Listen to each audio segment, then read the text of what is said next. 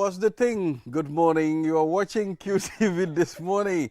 I am Ibrahim Osuri Balde from wherever you're watching us.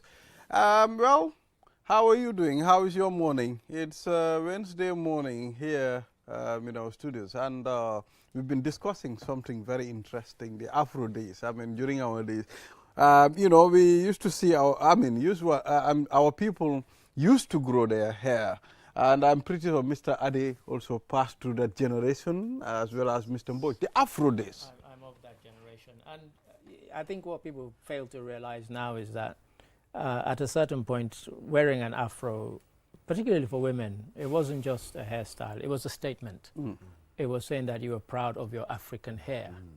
Mm. And it's one of the things I noticed, and I've said this many times when I came to the Gambia, as I've always mentioned, if you go to Cape Verde, and if you set up a shop selling hair extensions and weave, you will starve to death, because they wouldn't buy it. Everybody just rocks the natural hair. The wig business doesn't it's the opposite here in the Gambia. You hardly ever see women with their natural hair. So growing up, when women rocked an Afro, you're making a statement. I'm proud to be African. I'm proud to show my African hair. And but now you don't know whether they're bald or whatever, because we'll come back to that. It's all covered up in wigs. The personal is the political. Absolutely. It was a really political statement. It really was. It really was. Yeah. And it was all USA. Yes, it kind of came from the US. Black people. They got the and they wear these kind of cut off kaftan, which they call the dashiki. Yeah, the dashiki. Yeah. Which was basically is this, but it kind of stopped here. And the men rocked it because they thought that was an African look. Exactly. And then, funny enough, even though it wasn't an African look, we then started copying it, here in Africa. And of course, but you were talking about your dad used to rock a big Afro. We all did. And I one day I will bring the pictures of evidence to show my Afro, my Afro days. Oh, the Afro days. Yeah. Yes. And when I was in school, I got away with the fact that they didn't have a barber school in England, boarding school. Didn't have a barber who knew how to cut African hair. So my hair grew even bigger. Well, what was the style? I find it very interesting when sometimes I go through my dad's photo album at home. Yeah. He got this black and white photo album, no color, black and white. As they were then. You can see how they used to grow their hair and how they wore those big trousers. Absolutely. Bell bottoms. We call it tip boys. Exactly. So sometimes I find it very surprising. I'll be like, platform shoes. I'll be like, what? Yes, and the platform. What kind of fashion is this? I don't know. No, this was the trend. It was the thing. It was the thing before. If you wear that now, people will laugh at you. They will laugh at you, of course. Of course. Yes. So for us, sadly, sadly, I don't think we got. There's no style. What is their style? No, we try to recycle the old styles. You can see sometimes they'll tell you, okay, Afro is back. But can you imagine people who laugh at people who used to wear bell bottoms? They wear their trousers way down their backside, and they think that's stylish. Exactly. Like you're just looking stupid. Or the bell bottom. Like you forgot. The bell bottom is what do you call it? No, bell bottom is the bell bottom. The tip, the trousers. Literally, the bottom looks like a bell. But you see, the trend changed, Mr. Mboj. Now you've changed. Of course. Of course, times change and you change. You have to adapt to the times. Imagine a person trying to live in the 60s or in the 50s. Now, people will think you are crazy. Well, I'm sure you have people living like that. So yes, they'll be called crazy. Absolutely. But there are people who they admire the styles of those times, and they think that those were the most stylish times. And so you can go to antique shops in England and in America, and you can buy those clothes. And there's some people who that is all they wear. They don't wear anything modern. They wear all kind of clothes from the 50s and 60s, because in those countries, people really take care of clothes, and you can buy stuff that's... I've got, for example, a Fred Perry, like a jersey type, and it's from 1967. But if I showed it to you, you wouldn't believe that it's that old. It still looks new. It looks great. I have it here. But you said Fred Perry. You're confusing him. When he mentioned 1960s, I was like, no, I don't know Fred Perry. No, Fred Perry was a tennis player, who then went into designing T-shirts and all kind of leisure wear. He was the first sportsman to do that, really, who kind of transitions from being a sports person to somebody who, there was a Fred Perry logo, which was the kind of, you know, the kind of wreath that they used to wear in ancient times. And it just really caught on. And it was a huge, the company's still going, but of course it's been bought up by interesting. lots of Nice. Oh, that's good. Yeah. And you know, sometimes these fashion trends tend to come back again. Sometimes at some point. You will see different styling when it comes to the clothing that we wear. We used to have, the women used to wear what we call kaba. I don't know if you know kaba. Of course I know kaba. Kaba, yes.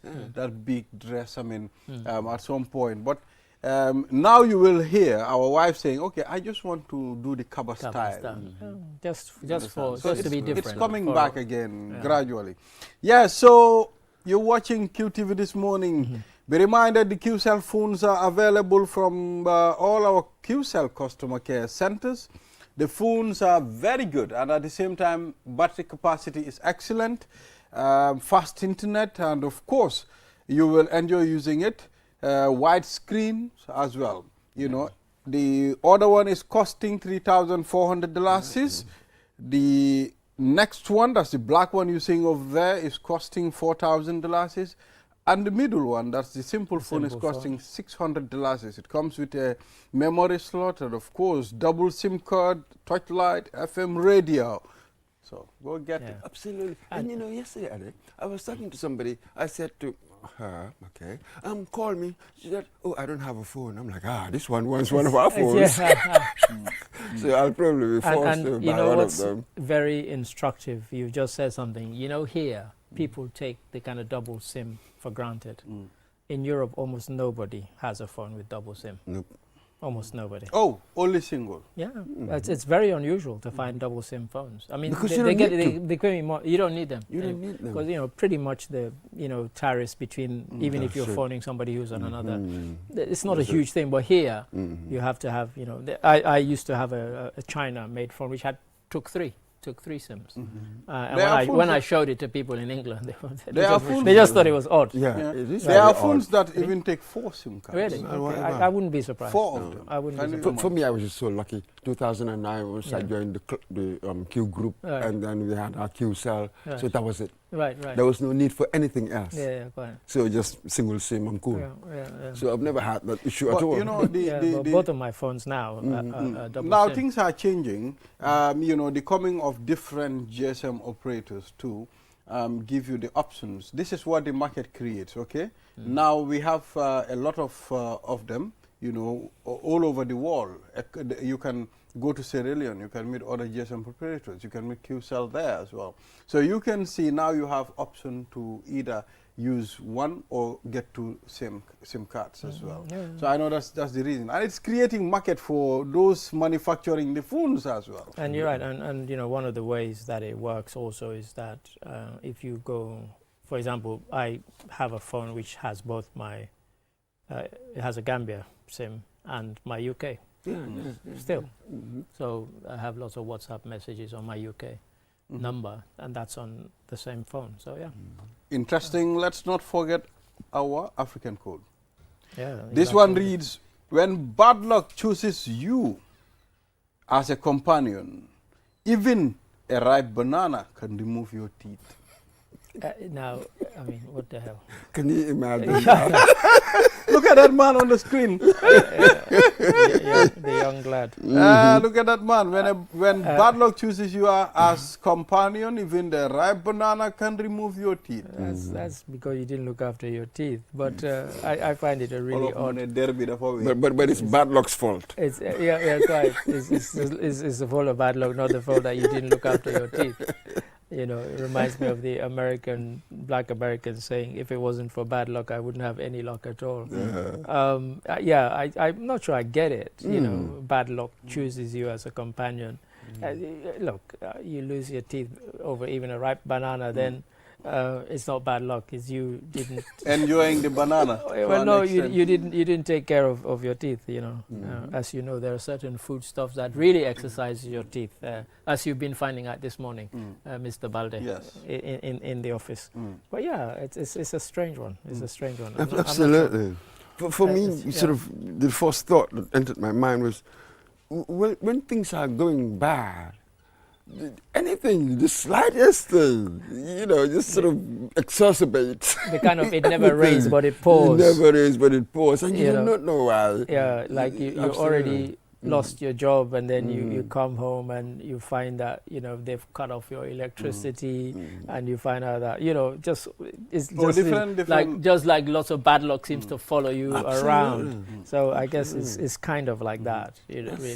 Yeah. And imagine bad luck choosing you, as if bad luck is the sort of thing that can choose. You know what I mean? Yeah. So you just find yourself in certain circumstances. Sometimes nothing seems to go right for some reason. No matter what. Well, there are things that happen as a core incident at some point. There are days that they are not good days for certain That's people. what we're talking about. One of those days. What's happening? I mean, it's not really going well. Yeah. And your self-esteem, tends to go down. At some point, you will not even have that confidence, to get up and fight again. Because you have that mentality that, well, today is a bad day for me because I've seen different signs, I've seen different things. Many people believe in signs. It's not just that. There are days when, I think you rightly said it, there are times when life can just get you down. You start the day bad and it just gets worse. And you think, oh my, I wish this day would end so I can start another day and a day afresh. Because it's just like whatever you do that day, you can never seem to do the right thing. We all have those days, and you think, you put it down to just, in quotes, a bad day at the office. Not literally, of course, but just one of those days that we can all have. That's it. And what he said, maybe the young, they're not quite used to it. They haven't seen the patterns. But when you get to a certain age, when you're going through these moments, there's no alarm. Like, okay, it's one of those days. Let me just stop all this serious stuff. Let me call my mate. We have a conversation. Let me just forget about it till tomorrow. Yeah. So when you get to a certain age, you recognize certain patterns. And then you get perspective on stuff. You think, this, let me just treat it for what it is. Exactly. As in the poem, if, both good and bad fortune, treat both imposters the same. Exactly. I mean, that is what it is. Sometimes that's how life treats you. But it's important to know this so-called bad luck. It's not about the person who's got bad luck. You do hear stuff like that. So I keep on reminding them, it's not about you. It's about circumstances. And they change. Sometimes you find yourself in the opposite. Good luck. Anything you touch, you're like King Midas. Listen, anything you touch, it turns to gold. I can tell you one of these weird things. You go to these charity events and they say, buy a raffle ticket and you'll win a prize. Now, for 30 years, I had never, ever won a prize, no matter how many tickets I bought at a raffle. And then one day I went to a raffle, and I'll never forget it because it was so different to my normal experience. And out of the 10 tickets that I bought, I won 6 prizes. Every time they call out a number, I would say, oh, that's my ticket. Oh, 6. And there was quite substantial prizes, like a phone, a clock, different things. And at the one event, well, I had never, I've never ever tried. I always used to joke that I don't have luck for those sorts of things. Exactly. And then at one event, I end up there are times in life, I'll never forget it. You tend to think, okay, I am not good at this thing. I cannot get this thing. Sometimes you picture yourself as, okay, for me, I am not lucky to get these things. But there are other people too that believe in signs. Okay, if I go out in the morning when I meet up with an animal, the first thing, my day won't be a good day. There are people that think like that. I don't think like that. I heard one. When you wake up in the morning and you meet up with maybe a particular gender, be it male or female, I will not have good luck the whole day. Right. So there are people that think like that. Listen, I heard one shocking story last night as I was driving home. It was on the BBC. They were interviewing a mother, and her 2 daughters had been killed. And in fact, the reason why the case kind of got attention was because some of the police who found the body had a WhatsApp group, and they started sharing pictures of the dead bodies on the WhatsApp group. But what was shocking about it was that the guy who killed them had been told that if he killed 6 women, he would win 100 million euros on the lottery. I mean, ridiculous. Absolutely. When I heard it, it was shocking. In fact, they warned people that, look, some of the detail that you're going to be hearing on this, you know, might be it's kind of sensitive, and people are, you know. So then I thought, oh, let me listen to it. And then, and the mother, she, you know, she obviously was, and it was quite, the case raised a lot of things because she felt that because they were black, when they reported to the police that their daughters were missing, they didn't bother to look. So the family went looking for them, knowing where they'd gone. And the family found the bodies, not the police. You know, so again, so first of all, there was that scandal. And then when the police got to the scene, these guys took pictures and they were kind of making jokes on a WhatsApp group by sharing the pictures. 2 of the police ended up getting sacked and jailed. They got 2.5-year sentences, you know. So, but this ludicrous, this lunatic had been told that if he killed 6 women, he'd win the Euro Millions lottery and win 100 million euros. Certain beliefs are madness. That's just insane. So it's telling you how human beings can perceive things I mean, differently. Yeah. You understand? I mean, we are seeing that as madness. But for him, to an extent, at some point, he wasn't taking that as madness. He was taking that as success. These are the people that are blocking his success. This is what I need to do to get successful. You understand? Yeah. For me, I believe in something. Whatever happens to you, know that it's not because, okay, I met up with this person or that person. That's the reason why I didn't get this throughout the day. Maybe that's your luck. That's the measurement. But you know what's funny about us human beings? Sometimes we don't plan things properly, and when they don't work out, we don't put it down to the fact that we didn't plan it properly or we didn't do our research.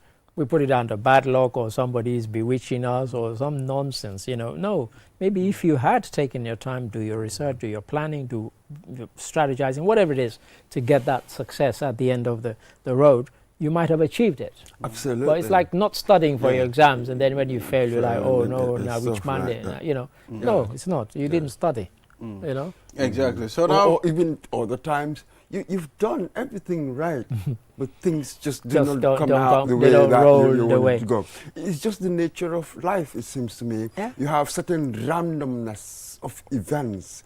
You see, there is the planning and organization, all of that aspect. Absolutely. Yeah. But again, I can never be in charge entirely of my life. I can never be a god. Yeah, so my thinking, everything is imperfect. Once I put that fact, as it were, consider it into my overall broad thinking about life, so I can take terrible times, sort of moments of bad luck, I can take them in my stride. I can put them in context. Well, then I move on. He's just thought about putting it in context. I mean, people who know us in my team, they know our kind of motto is something bad happened, but nobody died. Nobody died. Stuff like that. Put it in context. Get real. Nobody died. You know, it was terrible, it was bad, it was this.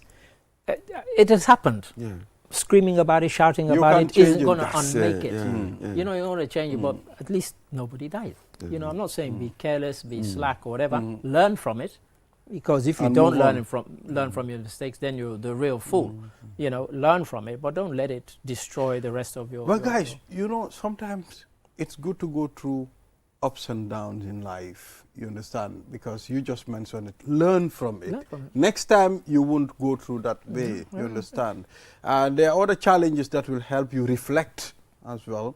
You know. It's important to go through certain things as well. Because sometimes if everything seems to come easy to you, you can become complacent. I certainly was guilty of it when I was at school. You know, I remember, for as long as I can remember, nobody had ever beaten me in English. And then one day, they said, oh, the results are up. And I didn't even bother running to the board to look at the results. Because you were confident. I was confident. And the best friend that I mentioned here the other day, somebody came and said, Darami, can I beat you? I'm like, what? How possible is that? I thought it was a joke. You know, that's kind of complacency. The guy was burning the midnight candle. You know, and Mr. Adi was confident. And I went, and he came first. So let's take a look at the papers. And let's not forget, we've already chopped most of the time. We've chopped a lot, but it's a good philosophical discussion. Mm-hmm. I think these things sometimes it's good to just, as Absolutely. our friend Balde would say, cogitate. Cogitating. Yeah, so Halifa Sallah explains PDOI's policy to salvage the economy to party members. To do Read what? again. To party members. Do Tell what what? to No, read party the whole thing. He members? said Halifa Sallah explains PDOI's policy to salvage the economy to party members. Oh, to Ah, salvage okay. the economy. To party members. policy to Mhm. salvage the economy. Yes. Yeah, so, well, let's talk about Halifa Sallah in general.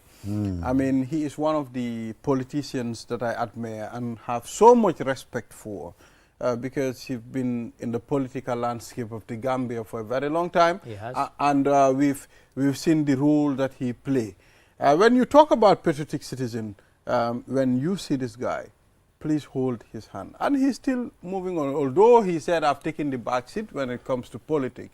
But that will never prevent him from doing what he's supposed to do. Well, he was kind of for this forced to take a back seat because he lost his seat at the last election, of course. It wasn't that, it wasn't a choice of his own choosing. It wasn't of his own choosing. But yes, he's one of these people, and I'm sure Halifa is fed up of people saying, I respect him, I respect Yes, his policies, and but I've never voted for I've him. never voted for him. You know, I'm sure he's sick of hearing that one. But yes, you know, and we've said this before, when you are in opposition, you can have the grandest of plans about what you're going to do to save your country, to save the economy and so on. And then when you get into power and you really have to deal with the nuts and bolts of reality, the theory doesn't work anymore. You know, the theory is good. And, you know, we are of the generation, Borj and I, we loved reading up on all these things, Marxist theory, etc., just to read about it. And some of us even were almost tempted to join the Communist Party, you know, because we read the works of Marx, we read Lenin, we read Mao Zedong. But how practical are those ideologies and those policies beyond the theory? Absolutely. You know, even And China is no longer a communist country, really. And for some of us with Halifa, for me, he's more of a cultural presence. 1986, around that time, that was when they formed PDOIS and the newspaper, the organ, the media organ of Foroya. So we grew up. He opened our eyes, as it were, politically. Right. That was when we became more critical of what was going on. So for me, he was more of a cultural presence. Right. Because when you look at his political model, he was more interested in being with the purity of the ideology, far more than this thing they call electability. Yeah, right. So as a politician, I have to say this, not very effective as a politician. As an educator, you know what I mean? As this sort of cultural icon, a towering figure, but his political model as a politician, perhaps a political scientist, maybe that's something else. He's never been able to sell as a that politician, vision to the never nation. could sell the vision Well, to Mr. the Borj, nation. what do you think is the problem at some point? People think Halifa is a very, you know, influential politician, but at some point you can see people were not able to buy his political ideas. Intellectual, Yeah, you can yes. call him all of that. Khalifa's model, the idea of the socialist or the communist or whatever, I need a massive middle class educated people. I'm glad you used the See, word. this is how Yep. these things work. Yep. In the West, they can work, but again, you have these massive educated people that understand these concepts. Take a look at our society. We are really not like that. Sure. The ideology people wouldn't even So understand. you're telling me education is also the problem? Yeah, Without education, there's no democracy. You cannot move on. Why do you think all these countries strive to get their people educated? Be it China, No, Korea, the thing I'm saying and is so on. the reason why people cannot perceive Halifa's message well and, you know, make some changes through his ideology it's because maybe the masses are not educated to this extent. You know, in a different discussion here on this program last week or so, I said that when people go and try and sell their message to the Gambian population, they don't say, here's my 100-page manifesto, read it. Who the hell's going to read it? Nobody. So I've never read manifesto before. Exactly. I just read 2 lines. Exactly. So you simplify things. And there are certain concepts that you can simplify them, but if people are appealing to you on a kind of basic raw thing that I will solve your food and crisis, then that's all they need to say. You don't need to read 100 pages, you know. So yes, he may explain, and that policy, it probably runs to several pages, but how many people beyond the core of PDOIS are going to read it?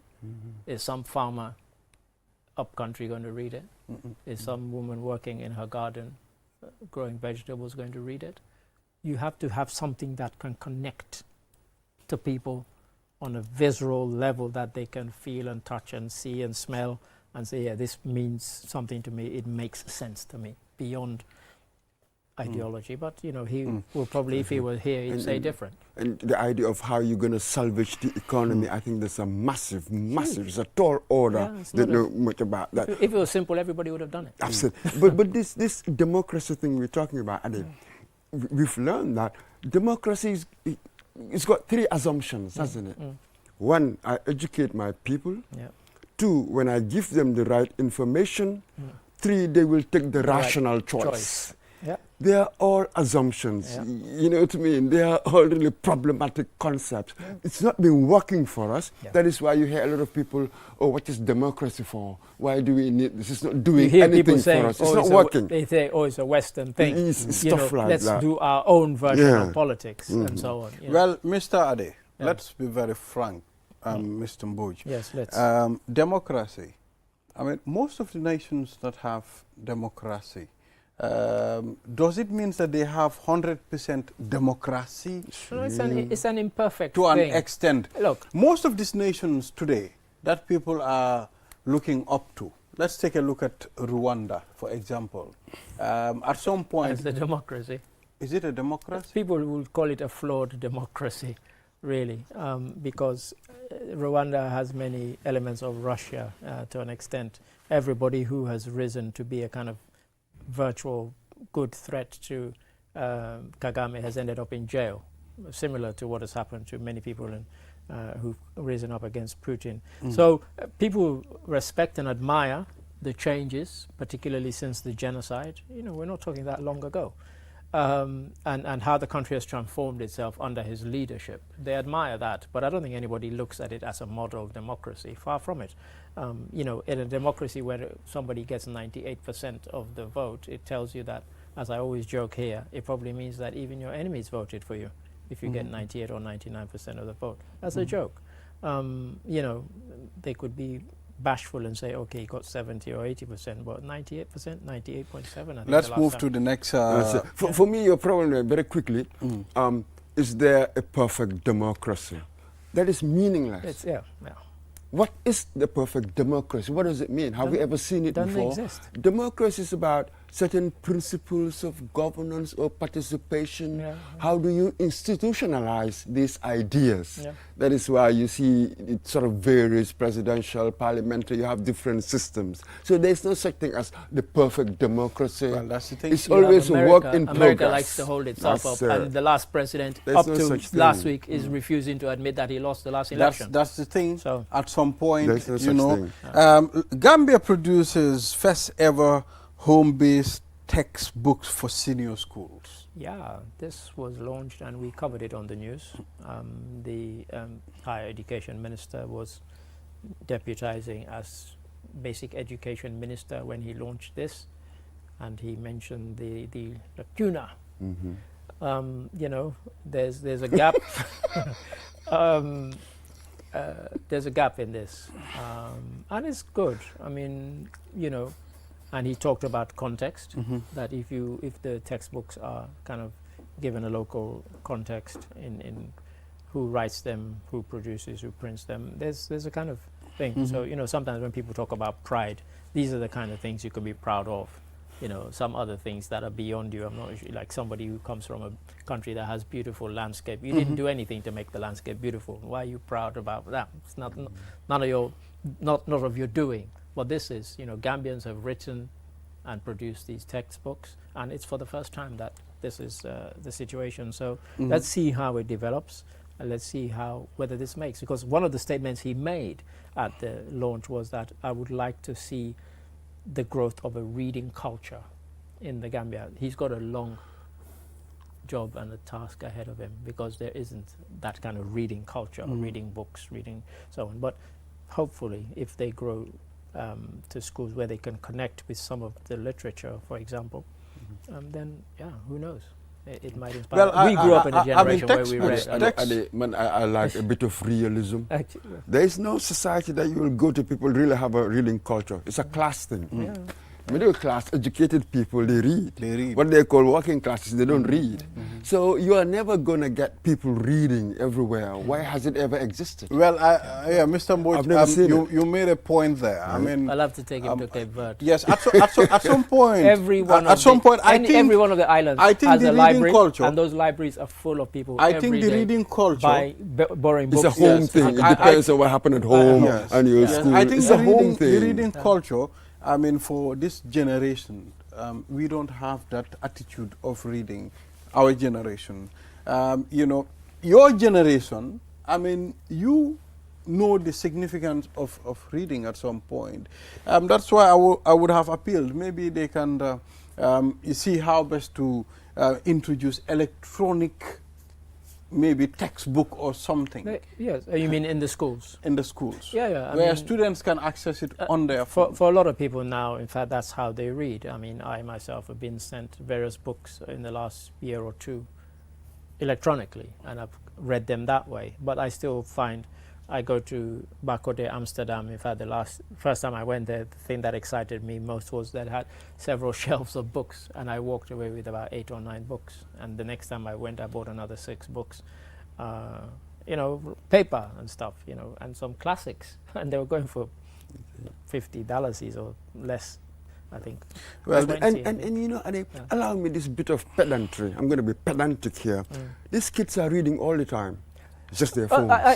In fact, when he was saying that, when he was saying that, that's what came to mind. Exactly. Is that they read stuff on TikTok, all the time, on social media, and so on. But it's not books. It's not literature in the sense that if they saw an article about their favorites, Yemi Alade or Burna Boy, they might read that article. So let's talk about how technology, and innovation can change our attitude, the way we think. I mean, when there were no phones, we read books.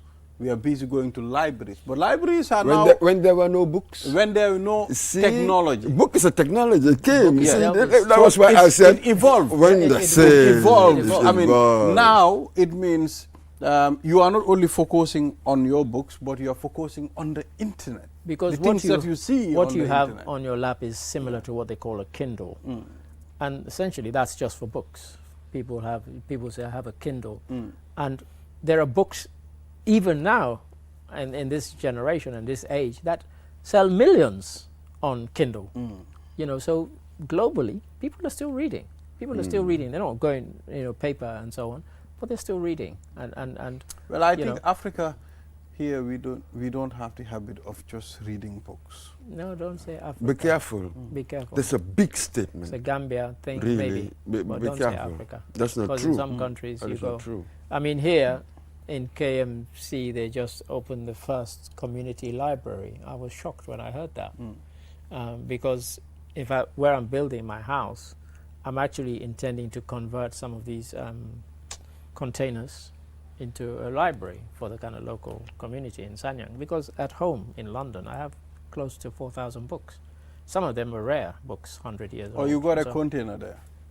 Yes, so I'll convert it into a library or two. I might need 2. I hope it won't be empty throughout. Well, it's there for who wants it. Once it's established, it will be there for whoever wants it and who wants to read. But people will have to read it on site. I won't allow people to take books away. Because reading culture. Well, Gambia is playing Sierra Leone. They're under 20. They've qualified. Yeah. And Mr. Adedrame, who are you supporting? Gambia or Sierra Leone? I'm supporting. Today we are going to solve the issue here. On this issue? platform. What Today issue? we are going to find a solution here. I want to what's know the problem? who are you if supporting? If Gambia were playing are Senegal, are you supporting Mamaland or Papaland? Hey, listen, it's Salon all day, win or lose. Win or lose. If they're playing anybody, even if they're playing the Gambia. If Gambia were playing Senegal, I would support Gambia, and Gambia against anybody else. Even if Gambia were playing Cabo Verde, I would support Gambia. But against Salon, it would be Salon, of course. Salon pride. Salon pride. Otherwise, they won't let me back in the country. They won't let you back apart in from the anything country. else. You know. Absolutely, absolutely. So, I think we still have some time. Yeah, please, let's to delve into. Yeah, because I think there have been some interesting There's stories. a basketball team. Yeah, basketball Was team it in Guinea-Bissau, under 20. Yes. They won Amilcar Cabral Trophy Amilcar Cabral Trophy, boy. in Guinea-Bissau, and yesterday was Fantastic. Guinea-Bissau's independence. Oh, yesterday was Independence Day in Bissau. We carried a story on it on the news. Gachaka did the story.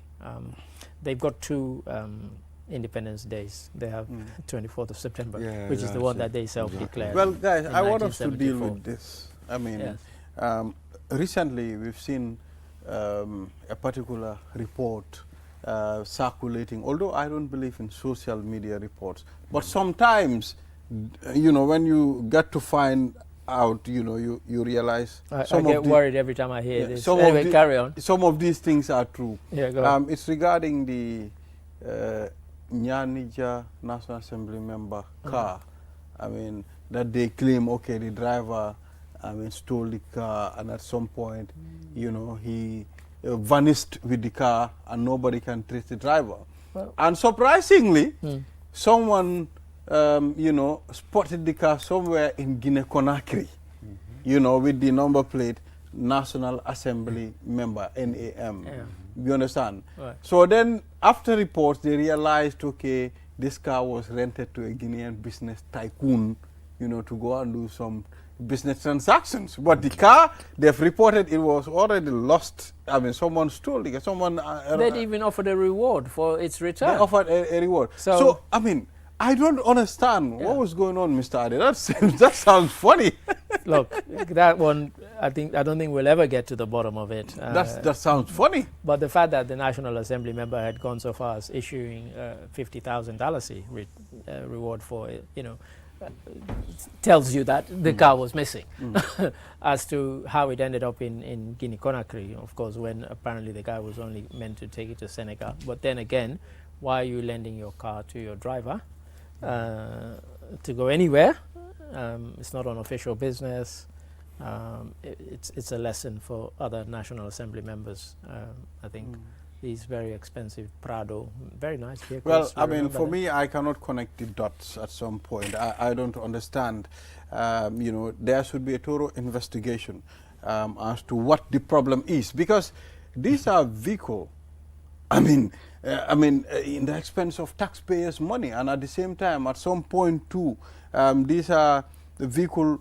They are not only a vehicle that one can use anywhere. These are official vehicles. These They're are meant to be official I vehicles. mean, yes. They're not meant for going to the so market. at some point, and I think they should your definitely carry an investigation to know what the problem is. Mr. Mboj, National Assembly member, Mune. But we all know that these vehicles have always been used. I don't understand. I mean, it's not. You know, if anybody is shocked that these vehicles have been used for anything and everything, then that person is naive. I think from the get-go, every time you've seen somebody with an official vehicle, they're usually on unofficial business. You know, so they use it for all sorts of things, from carrying shopping to carrying bags of cement. So, yeah. Absolutely. I really didn't know how to respond to this. I mean, you expect people in public office to behave with a certain integrity, probity, sense of honor. We do not know sort of the precise details of this thing. But what can one say? Investigate. If you have to take certain punitive action, do. You know, the authorities who are supposed to investigate these things. I really do not know what to say about this, to be quite honest. I think what it tells us is that henceforth the Prado vehicles that are issued to National Assembly members should have electronic trackers hidden on them, and then you can track wherever they are in the world. That will, Fat chance. you know, yeah, it never happened, but they're quite cheap. But you know, chance. yeah. So This place is we just don't the know. way it is. Yeah, Ade. I we didn't don't know for how it long. ended up being. Well, connected. I think that's the attitude that we should change. I mean, at some point, those things need to change because yeah. the thing that is made for the nation should be only for the nation. But we go to an extent. Giving it to you, it's a privilege. I mean, it's not that you are better than everybody to an extent. So the integrity of our people in authority, I mean, is definitely and if I'm right, questionable. I think even if you lose your seat, you get to keep it. if come the next election, you've lost your seat, you'll still keep it. So it's quite a gift. It's quite a gift. All right, so we'll take a short break, and after the break, then the program is going to continue. You are watching QTV this morning, and we'll now take a look at the 3D GAM Foundation 7th anniversary. And their people are already in the studio, so we'll engage them on the preparation for the 7th anniversary. So we'll be right back after the break. Mr. Boy, thank you very much for being with us throughout. Yeah, so we'll be right back. Looking for internet for your free videos, pictures, chats, work, and school projects? Think Free Night Browsing. QCell's Free Night Browsing lets you browse the internet for free. Oh yeah. Get a data SIM, recharge a minimum of $500 and enjoy free browsing after 24 hours from midnight to 6 a.m. every night for 30 days. QCell, Sunubus. We innovate, others follow.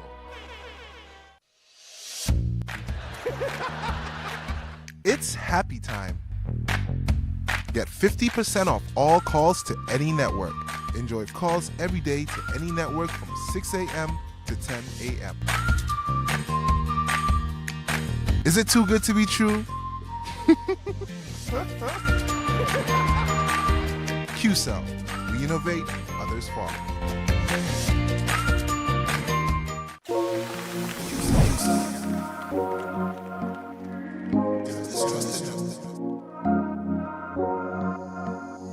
As the fastest growing GSM company in the Gambia, QCell has the widest 4G plus coverage in the country, 3 times faster internet speed than our competitors. So switch now and dial *335# and enjoy what true 4G feels like. QCell, the Gambia's trusted network.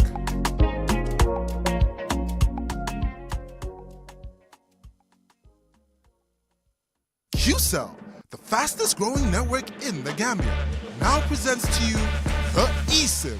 QCell's eSIM allows you to electronically scan a code and join the world of digital SIM cards. Customers with physical SIMs can easily switch to the eSIM as well. So rush now and get connected with an eSIM and start using the latest mobile technology with your trusted GSM operator.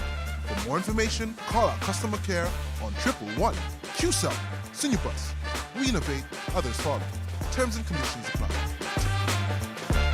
Get a QCell SIM card for free. Yes, absolutely free. Walk into any of our customer care centers and get a SIM free of charge. With a QCell SIM card, you can get the fastest and the most reliable internet plus wide range of amazing services. So rush now to any of our care centers and get a free SIM now. For more information, call our customer care on 111. QCell Sunubus. We innovate, others follow. Terms and conditions apply. Have you been looking for the perfect indoor router with long-range Wi-Fi coverage and faster internet speed connecting all your smart devices? Well, we present to you the QCell Indoor Router, a router that has all you need and much more. For just $4,275, you can get 4G plus internet speed, wide coverage, and connect up to 15 devices. That's not all. The indoor router can be used for both office and home needs. So, enhance your internet experience with our indoor router. For more info, call our customer care on 111. QCell, Sunubus. We innovate, others follow.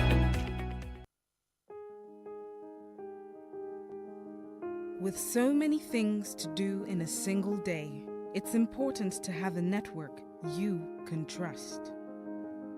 When there's family and friends to connect with and business calls to make, you need a network that is reliable and fast. Talk longer, browse faster, go farther, and roam wider. When your network is solid, the world is your oyster. QCell, your trusted network in the Gambia.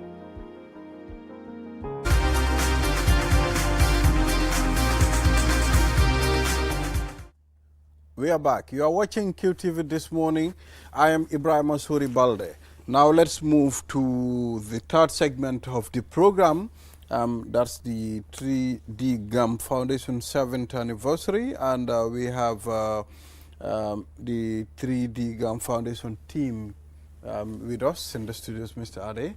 Yes, yeah, so gentlemen, welcome to QTV this morning. It's good to have you here. Thank you very much. Yes, so let's start with Alassane Ba. Please take us through what the 3D Gum stands for. And tell us your role in the organization. Yes. Please. Okay. Thank you very much. First, I will register my appreciation for being given the opportunity to be here this morning and discuss about my organization to the public and the world at large. In the organization, I am the country director of the foundation. And 3D Gum is a charitable organization set up in 2017 in the UK by a Gambian who is residing in the UK to run in the Gambia here. But despite that we have membership here, the scope of 3D Gum is bigger than that. We have members throughout the world. We have others who are in America, others who are in Europe, others in Asia, and those in Africa here.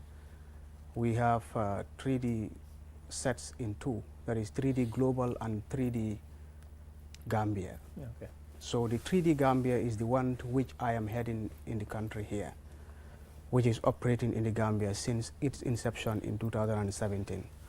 So sometimes when people hear the acronyms, that is 3D, sometimes they may not understand what it means. A layman may not understand what it means.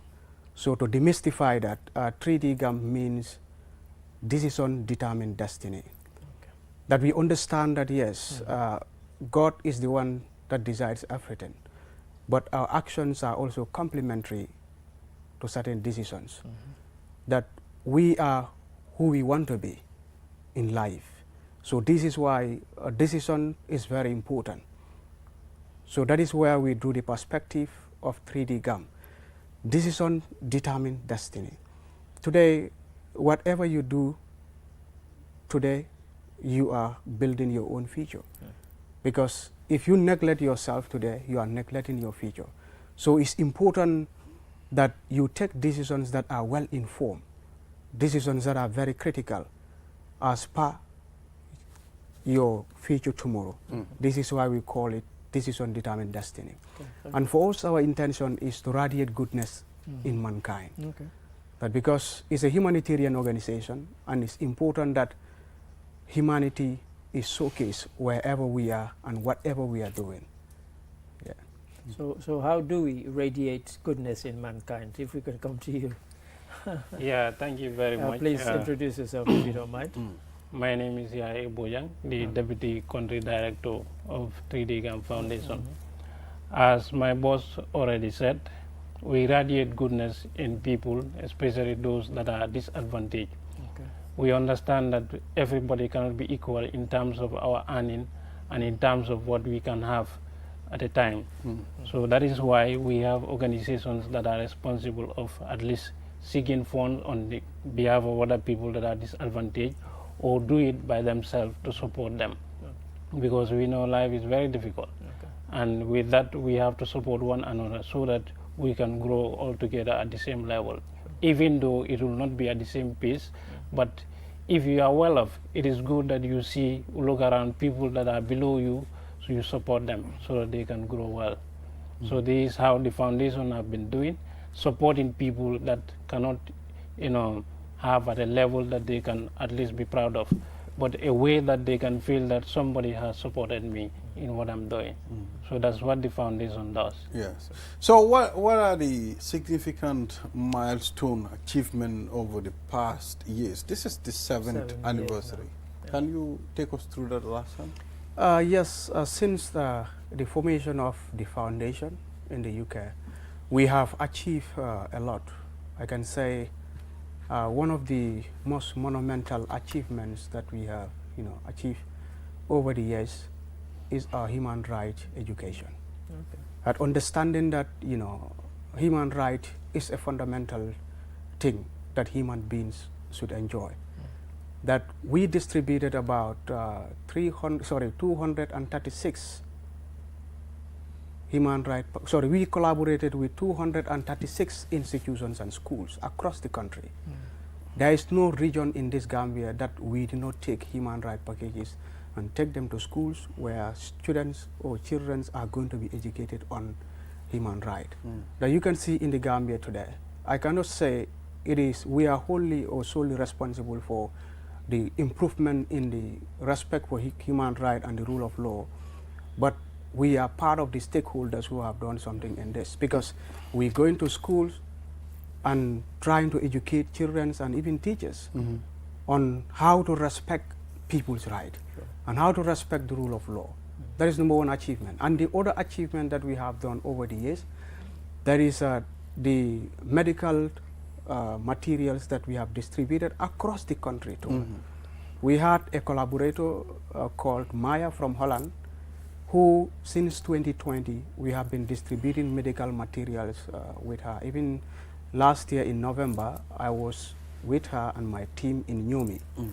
We distributed medical materials to about 7 health centers in Nyomi, where we donated this freely to health centers, particularly to the labor ward.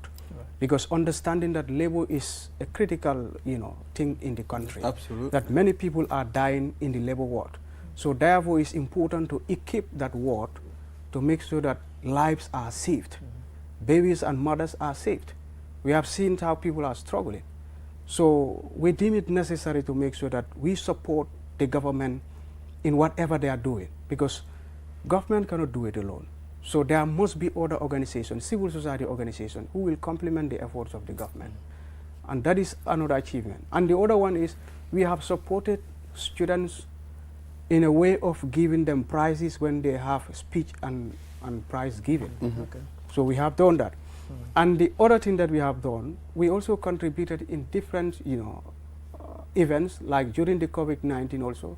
We were also part of the sensitization groups, where we go to radios with sensitize people about COVID-19, the preventive measures, and how somebody can cure themselves, or how somebody can just remove the disease from them when they have COVID-19, when they have the virus.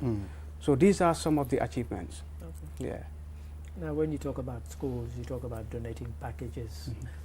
Does it go beyond that? Do you give talks to classes? Do you give talks to teachers and so on? Or is it that you just give them the books or whatever? What form does that take in order to make sure that it gets embedded? Yes, so what we do normally, when we donate, because we are very special in the way we do things. Before we donate the books or the packages, we have to get a representative in the school. Right. And that representative have to make sure that there is a 3D GAM club that is established in the school, which is going to be responsible of running whatever activity we want to hold in the school. Okay. So when we do that, you will see that school, the man representing there, or the representative, is the one that is going to do the deliberation with the students. Right. Yeah, so normally that is how we do it. And the drug also, the same thing. Every time we have to make a follow-up to see whether what we have given freely is adequately used, or it is judiciously used by the people that we have donated to. Sure. Because it is resources. Sure. And it's not gotten free. People who are very concerned got it to us, and then we got it to other people too. Yeah. Let's not forget about the event Yes. itself. Yes. Let's highlight on the preparation and at the same time, you know, what are we expecting at the end of time, Yaya? Yeah, thank you very much once more. Before I even go into the anniversary, just to remind you, one time we came here to discuss about EDUSA, that is the former association, and we couldn't have been much prouder about what we have done if not the intervention of the 3D GAM. They gave us support in form of assets and even in form of cash.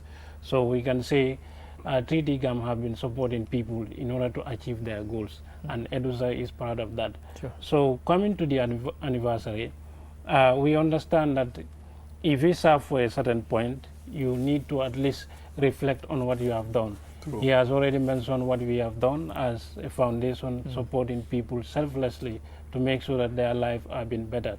So looking at the anniversary, we are going to converge and have other things, but also we are going to have individuals that will be represented by different people, because we have regional representatives and also schools.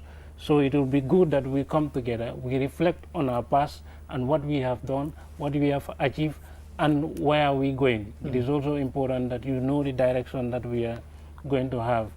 So the foundation is not a very small one, because we have very great stakeholders. We have permanent secretaries, we have ministers, and we also have even directors that are part of the foundation. So that shows you that the foundation is a big one, and it is known all over the country. So the advisory will be a very great one for people to come together. We are going to have speeches, but also after the speeches, we are also going to socialize, because we know as foundations or organizations, you must come together, you socialize, try to see eye to eye with the people that you are working with, so that you can at least have that confidence to work better with them. In terms of the work that you've done thus far, how do you kind of monitor, assess, and do you do like an annual report where you say, okay, for the year 2023, this is what we did, and this is where... The reason I ask this is because we hear about organizations that say we donated this, we donated that, and then 6 months later, the people said, we were grateful when they donated, but we didn't ask for this stuff. They didn't come and ask us what we wanted. So when in terms of donating to health clinics and so on, what's the process? Do you consult with them before? How do you determine that this is exactly what they need? Because sometimes people just take stuff because they're grateful that they've got stuff, and they're too polite to say, we don't need this, or we didn't ask for it. So, and it's sometimes a failing of some organizations. But I just wondered, how do you cater for that, so that is not the case, so that doesn't happen? I mean, either of you. Yes, we said assessment is very important. We do pre-assessment. And now we have regional representatives, and those people are the ones responsible to identify health centers. Sure. Now when they will liaise with those personnel in those regions, health personnel in those regions, and ask them what do they need. So they will identify, because NUMI has more than 6 health centers, I believe. Right. But it was seven health centers, but it was only 7 of them that we went to. That we will look at the ones that need them. So we go and donate that to them. So normally that's what we do. Okay. We have to do pre-assessment, and we assess, the level of neediness of those people. Then we go and give it to them. Good. That is to avoid duplication. Sure. Because we have different organizations who are operating, similarly. Sure. That for you to avoid that, you have to make sure that yes, you go and check whether these people need this or not. Because if you don't do that, you are failing yourself in the plan. So let's take a look at Ms. Ada. I think that's a very good question. Let's take a look at the case of schools. All right. Maybe you got a lot of stock when it comes to novels. I mean, you send them to schools while they don't need it. They need textbooks. They need exercise books. So it's important for you to do your survey before you take these things to them. Let's talk about the anniversary in particular. What is the preparation? Yeah, the preparation is ongoing. This is one of the preparation. Come in here and talk about it, because the other time we had to talk about about the 3D GAM. And when is the big day? the big day is just Sunday, 29th. Yep. Yeah. So it will be held at YMCA here. So we will have our people, and I believe you people will be invited too, so that you can grace the occasion. Yeah, we'll be glad. Yes, inshallah, because we know the media now tells us what we do and also what we need to hear. So that is why you complement most of our efforts. In fact, 3D, I believe they are always in the media to discuss what they are up to and what they have been doing. Sure. So this is one of the preparations that we are doing. And we are going to have many more people to talk about it in different fora, so that they can be aware about the 3D GAM Foundation. Sure. Yeah. Yes, so Alassane, what are some of your future projects? What are you Going forward, looking what can forward we expect from? Yes, we have a lot of things in the pipeline. That is, we already got our strategic plan, that's our 5-year strategic plan, Okay. which was launched last year. Okay. That we have plans there to support vulnerable people in the society, and particularly, the villages. Okay. We understand that most of the struggling people are in the provincial Gambia, and with this, we can support them in the area of horticulture. We can support, and the support in education will continue, because we understand that education is very important, not only in human rights, but in another way that we can support students in order to capacitate themselves to become better learners, Right. that we are ready to do that.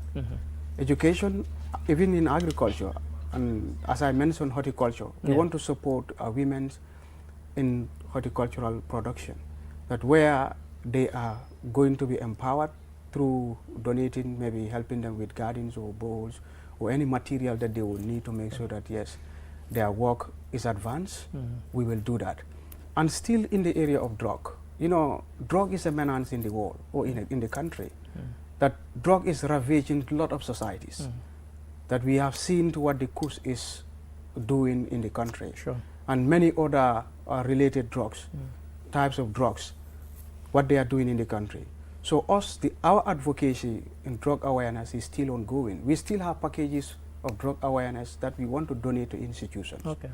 That and one of our plans is to have an MOU with the Ministry of Health, because we understand that drug is related to that. Health, Ministry of Health. Sure. And when we have this MOU, I think we will have now the legality and as well as the space to go and fully collaborate with them. Though anytime that we are doing anything with them, we inform them. Of course. Yeah.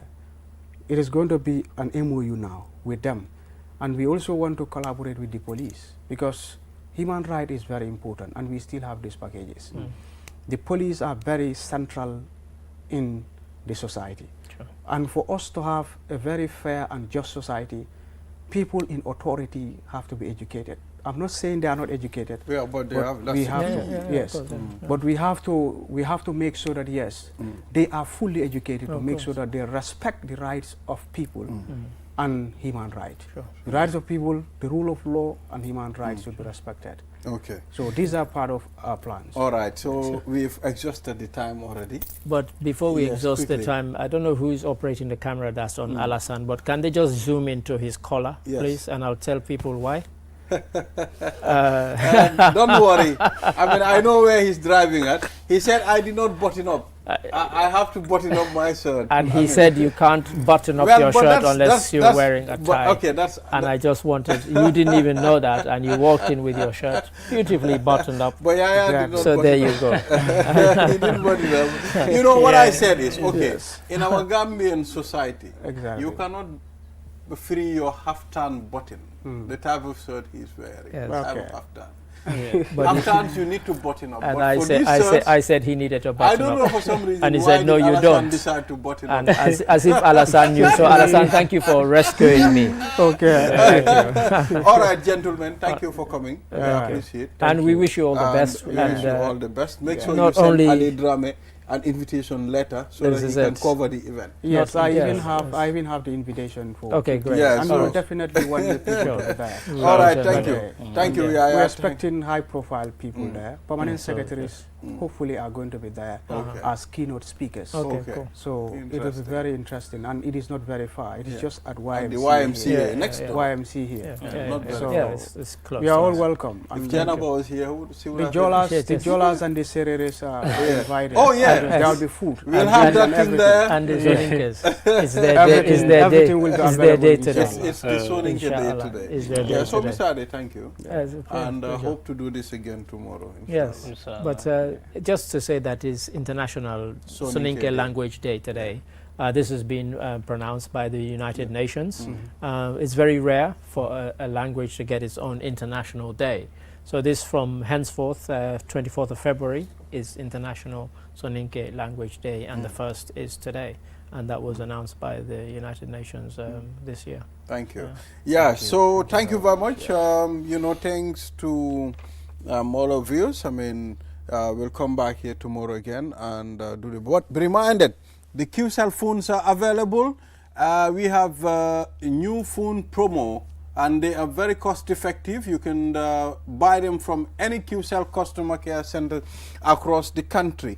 We have 3,400 phone, very effective, fast internet, good battery, and of course with a wide screen. We also have the simple phone for those of you who doesn't want to be going through the stress of charging all the time. The simple phone is the best. Can I ask why this phone and this one, you've shown them the back of the phone, not the screen? Is it because of the glare? Well, yes. Okay. You can buy the simple phone for $600 and the last one, that's the black one, you can buy it for $4,000, and it comes with a SIM card. It comes with 30 gigabyte data, and of course 300 SMS and 300 talk time. You will enjoy it. We've given you the guarantee. The phones are exceptional. So until we come here again tomorrow, enjoy the rest of our programs. Have a wonderful day.